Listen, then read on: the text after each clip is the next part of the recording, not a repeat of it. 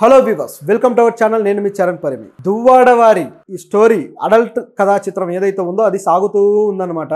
అది దానికంటూ కొన్ని రకాల చేంజ్ ఓవర్స్ అయితే తీసుకుంది. ఇది ఇంట్రెస్టింగ్గా ఉంది.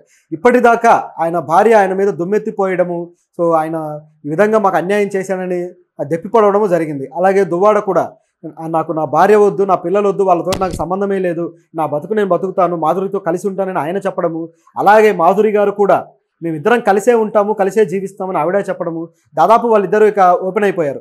ఈ సందర్భంలో ఉన్నట్టుండి సినారియో అంతా మారిపోయింది. వాణి గారు వచ్చేసి నా భర్త నాకు దక్కితే చాలు, నన్ను ఇంట్లోకి రానిస్తే ఆయనతో పాటు నేను కలిసి ఉంటాను, వాళ్ళ ఇష్ట ప్రకారమే నేను మరసులుకుంటాను అని చెప్పేసి ఫ్లైట్ ఫిరాయించారు. అది కూడా ఇప్పటిదాకా ఆస్తి అడుగుతూ వచ్చారు, ఆ ఇంట్లో నాకు వాటా కావాలి, ఆస్తి నాకు కూడా చెందుతుంది కదా అని చెప్పేసి ఉన్నట్టుండి ఆవిడ ఫ్లైట్ ఫిరాయించారు. మరోవైపు చూస్తే మాధురి మీద దువ్వాడ విరుచుకుపడ్డాడు. అసలు నువ్వు ఎందుకని ఈ విధంగా నాకు వ్యతిరేకంగా ప్రజలు ప్రవర్తించేలా నువ్వు ఈ విధంగా మసులుకుంటున్నావు అని చెప్పేసి. ఏ విధంగా అంటే ఆవిడ రీల్స్ చేస్తూ ఉంది కదా రోజు, దాని విషయంలో ఆయన బాగా అసంతృప్తితో ఉన్నాడు. నీ వల్లే నన్ను ప్రజలంతా ద్వేషిస్తున్నారు అని చెప్పేసి ఆవిడ్ని గట్టిగా కాస్త క్వశ్చన్ చేసినట్టుగా కనిపిస్తుంది. మరి ఈ భార్య పాయింట్ ఆఫ్ వ్యూ ఏంటి, ఈయన ఎందుకు ఆవిడని క్వశ్చన్ చేశాడు, అలా జరుగుతూ ఉన్నా కూడా ప్రజల వెళ్ళలో ఈయన మీద వ్యతిరేకత పెరుగుతూ ఉన్నా కూడా ఈవిడ ఎందుకు ఆ రీల్స్ ఆపట్లేదు? ఈ మూడు సంఘటనలు ఒకసారి మనం గమనించి చూద్దాం. దువ్వాడ గారు ఆయన ఉంటున్న ఇల్లు దాదాపు కొన్ని కోట్ల విలువ చేసే ఇల్లు, అలాగే ఆయనకంటూ సొంతంగా కొన్ని ఆస్తులు కూడా ఉన్నాయి.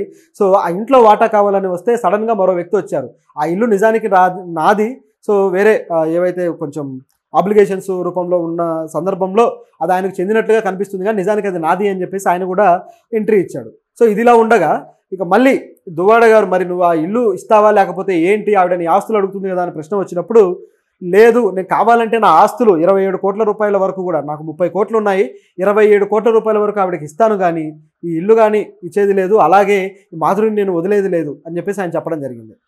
ఇలా జరుగుతూ ఉండగా ఇప్పటికీ కూడా వాణి గారు ఆ ఇంటి ముందే ఉండి ఆవిడ ధర్నా చేస్తూ ఆ విధంగా సాగుతూ ఉంటే సడన్గా ఆవిడ ప్లేట్ ఫిరాయించారు.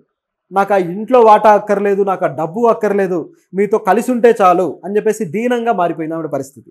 ఎందుకు ఈ విధంగా అడగాల్సి వచ్చింది? ఆల్రెడీ వీళ్ళకి ఆస్తులు ఉన్నాయి, ఆల్రెడీ ఆవిడ తండ్రి మాకు ఆస్తులు ఉన్నాయి అని చెప్పాడు. సో పైగా దువ్వాడ నన్ను పెళ్లి చేసుకోవడం కాదు, నేనే ఆయన్ని పెళ్లి చేసుకున్నాను, మాకు అన్నీ ఉన్నాయి, ఆయనకే ఏం లేదు అని చెప్పేసి ఆవిడే చెప్పడం జరిగింది. పైగా వ్యాపారాల్లో కూడా వాటాలు ఉన్నాయనే విషయం కూడా ప్రూవ్ అయింది. మరి ఎందుకు ఈవిడ మళ్ళీ ప్లేట్ మార్చారు? మరి మాధురితో కలిసి ఉండటం, ఈ విధంగా ఇద్దరు ఒకే ఇంట్లో ఉండటం ఇదంతా ఓకేనా అనే ప్రశ్న అయితే వస్తుంది. సో ఇక్కడ సమాధానం ఏంటంటే ఆవిడ ఇప్పటిదాకా చేస్తున్న రచ్చలో కాస్త వ్యతిరేకత ఆవిడ కూడా ముట్టగట్టుకుంది. పైగా పార్టీ అధిష్టానం నుంచి ఆవిడ కాస్త దొబ్బులు పడ్డాయి. మీరు ఏం చేస్తున్నారు, అసలు పార్టీ పరువు తీస్తున్నారని చెప్పేసి. దువ్వాడనైతే దాదాపు ఇక జగన్ సస్పెండ్ చేసేసాడు పార్టీ నుంచి అనే వార్తలు కూడా వస్తున్నాయి. సో దానికి క్లారిటీ అయితే లేదు. కాకపోతే ఈవిడకు కూడా అటువంటి పరిస్థితి ఎదురవుతుందేమో, టెక్కల ఇన్ఛార్జిగా ఉన్నారు ఈవిడ.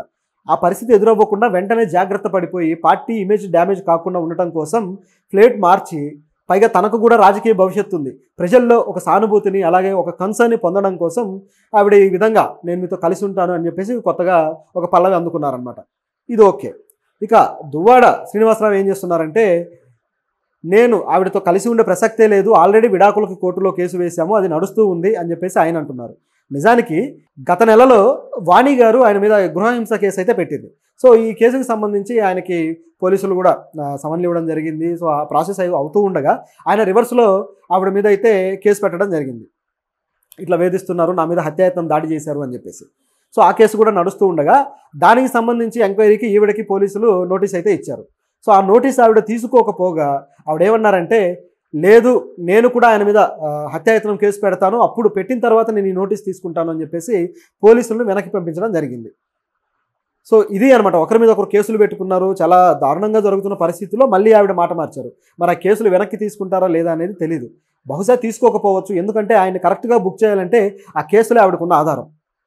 పైగా ఇక విడాకులకు కూడా ఆయన అప్లై చేశాడు. సో దానికి వాయిదా ఉంది, సో దానికి ఆవిడ రావాల్సిన అవసరం కూడా ఉంది, కానీ రావట్లేదు అని చెప్పేసి ఆయన ఫిర్యాదు.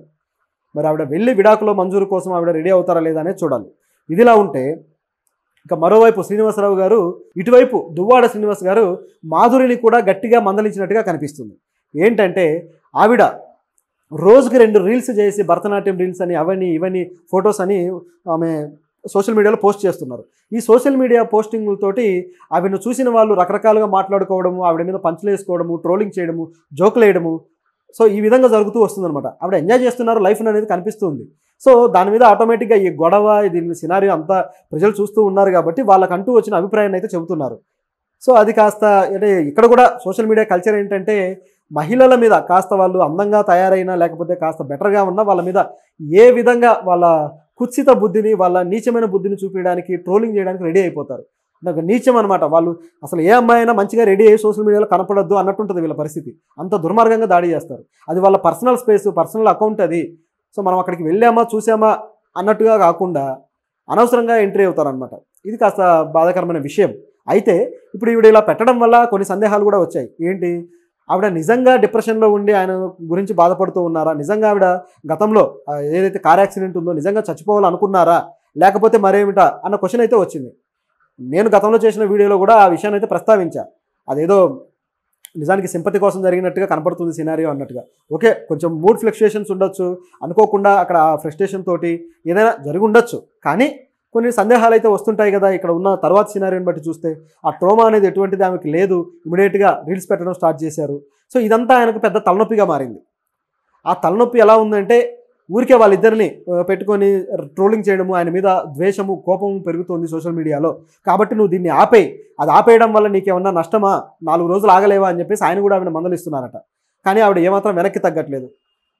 సో ఇది ఇక్కడ ఉన్న పరిస్థితి. సో వాళ్ళ అండర్స్టాండింగ్కి సంబంధించి కూడా కొన్ని క్వశ్చన్లు అయితే ఇప్పుడు ఇక స్టార్ట్ అయిపోయినట్టే. కానీ వాళ్ళిద్దరూ కలిసి ఉండటానికైతే ఒక మంచి చర్యలు తీసుకొని ముందడుగు వేస్తే బాగానే ఉంటుంది. కానీ ఇట్లా ఈ ఆస్తి గొడవలు, ఈ అధికారపు గొడవల్లోనే ఇది జరిగింది తప్పితే దీని వెనుక ఎటువంటి నిజాయితీ కలిగిన ప్రేమ, నిజాయితీ కలిగిన ఆప్యాయత, ఆరాధనలను లేదా మానవ సంబంధాలకు సంబంధించిన యాంగిల్ అయితే దీంట్లో ఎక్కడా కనబడటం లేదు.